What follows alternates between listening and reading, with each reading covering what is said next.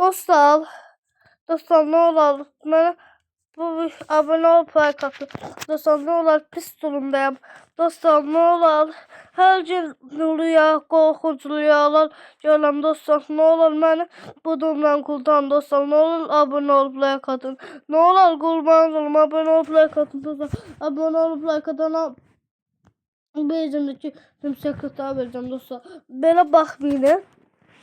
Secretlarım qəşəngdir. Bir yerdən tapmışam da. Ne olur abone ol like atmayı unutmayın. Dostlar. Dostlar. Bismillahirrahmanirrahim. Hadi abi. Dostlar videomuza geçsek. Abone ol like atana bu secretlarımı vereceğim dostlar. Dostlar ne olur dostlar. Dostlar ne olur abone ol like atın.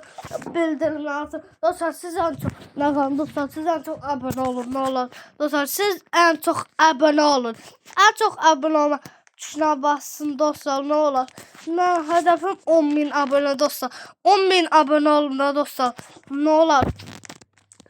Abone olsanız mənə çox yardım elətdirəcək. Bu bezimdəki eşyaların hamısı sizə verirəm. Onunla verəcəm, rebut atacaqdım amma dostlar sizdən dəldi. Biz bir dənə ailəyik. Sədəyik bunlar bu maşında. Bu maşın çox dəyərlidir dostlar. Bundan yuxarı keçək dostlar.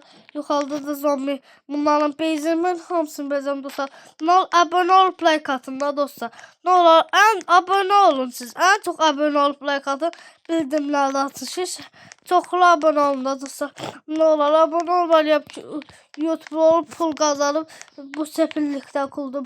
Dostlar bu sefillikten kuldum. Tabi abone olsanız o bir abone olsam siz ben çok güldüm. O bir abone olsam sizden danışacağım.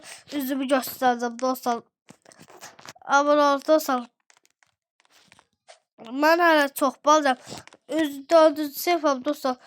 Bil metre ben bililmiş boyuma alıp. Ben de tamam dostlar. O şey ben geçerlerde yüzümü göstereceğim.